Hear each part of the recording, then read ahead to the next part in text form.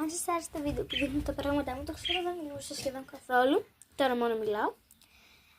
Πατήστε το like, πατήστε την εγγραφή, πατήστε το κουδουνάκι για να μην χάνετε κανένα βίντεο που ανεβάζω. Και θα τα ξαναπούμε σε ένα επόμενο βίντεο. Bye!